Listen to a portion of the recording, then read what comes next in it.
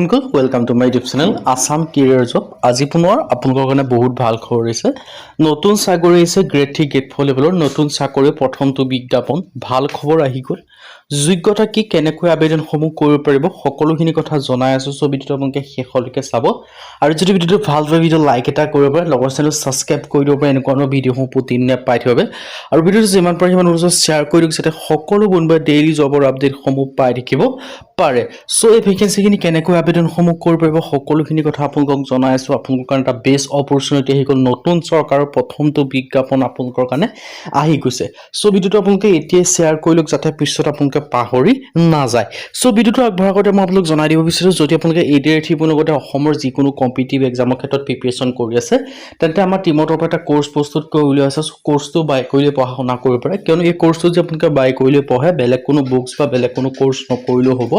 এইখিনি পঢ়িলে আপোনালোকৰ কাৰণে সাফিচিয়েন্ট হ'ব আৰু এই কোৰ্সটোত আপোনালোকৰ সুবিধা বৰ্তমান আপোনালোকৰ কাৰণে 50% অফাৰ দি থকা হৈছে আৰু অফাৰটো লিমিটেড টাইমৰ অফাৰ হয়। সো অফাৰটো অতি সোনকালে শেষ হ'বলৈ গৈ আছে। আপোনালোকে যিমান পাৰে সিমান সোনকালে বাই কৰি লওক।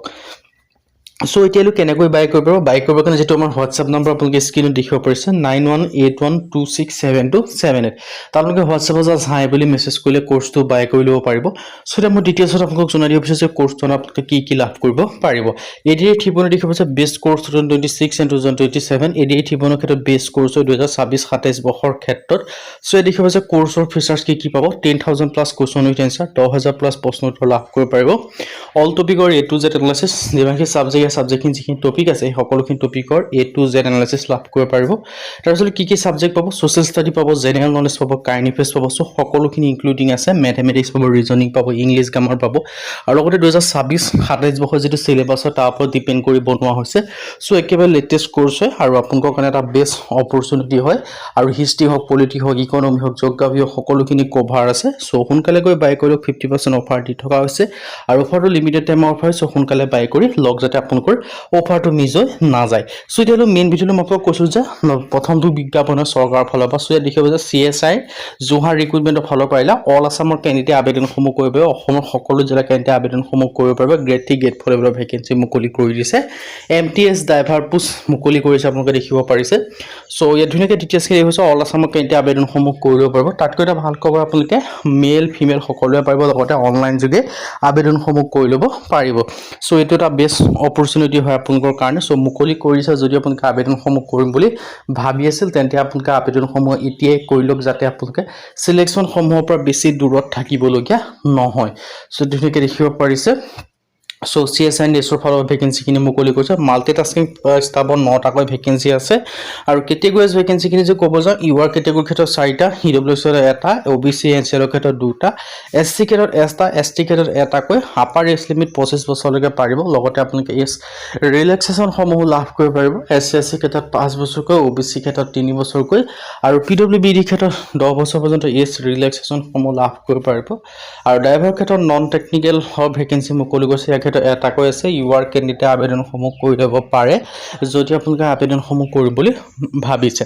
আৰু এডুকেশ্যন কোৱালিফিকেশ্যন দেখিব পাইছে মেট্ৰিকুলেশ্যন পাছ কৰিলে হ'ল। সো যদি আপোনালোকে মেট্ৰিকুলেশ্যন পাছ কৰিছে তেতিয়া আবেদনসমূহ কৰিব পাৰিব। MTSৰ ক্ষেত্ৰত আপোনালোকে অনলি মেট্ৰিকুলেশ্যন পাছ কৰিলে হ'ল আৰু ড্ৰাইভাৰৰ ক্ষেত্ৰত আবেদন কৰিবলৈ মেট্ৰিকুলেশ্যনৰ লগত আপোনালোকৰ এখন LME বা লাইসেন্সৰ প্ৰয়োজন হ'ব। গাড়ী চলোৱা যিখন লাইসেন্স সেইখন আপোনালোকৰ প্ৰয়োজন হ'ব আৰু সিটিজেনশ্বিপ আপোনালোকে ইণ্ডিয়ান হ'ব লাগিব। এজ ৰিলেক্সেশ্যনটো আকৌ এবাৰ জনাই দিব বিচাৰিছো যদি আপোনালোকে SC হয় 5 বছৰকৈ পাব OBC হলে 3 বছৰকৈ পাব PWBD হলে 10 বছৰ পৰ্যন্ত এজ ৰিলেক্সেশ্যন সমূহ লাভ কৰিব পাৰিব। সো PW OBC ক্ষেত্ৰত 13 বছৰকৈ PW SC ক্ষেত্ৰত 15 বছৰকৈ এজ ৰিলেক্সেশ্যন সমূহ লাভ কৰিব পাৰিব। সো হেতু এটা আপোনালোকৰ কাৰণে বেষ্ট অপৰচুনিটি হয় আৰু যদি আপোনালোকে আবেদনসমূহ কৰিম বুলি ভাবিছে নতুন চৰকাৰৰ যেটো প্ৰথমটো বিজ্ঞাপনৰ ক্ষেত্ৰত তেন্তে আপোনালোকে আবেদনসমূহ কৰি ল'ব পাৰিব। আৰু এই ধুনীয়াকৈ ডিটেইলছখিনি দেখিব পাৰিছে সকলোখিনি কথা আপোনালোকৰ কাৰণে বেষ্ট অপৰচুনিটি যে মুকলি কৰি দিছে আৰু হাউ টু এপ্লাই যে ক'বলৈ যাম আপোনালোকক জনাইছোঁ। ইয়াৰ ক্ষেত্ৰত আবেদন কৰিবলৈ আপোনালোকে অনলাইন যোগে কৰিব পাৰিব।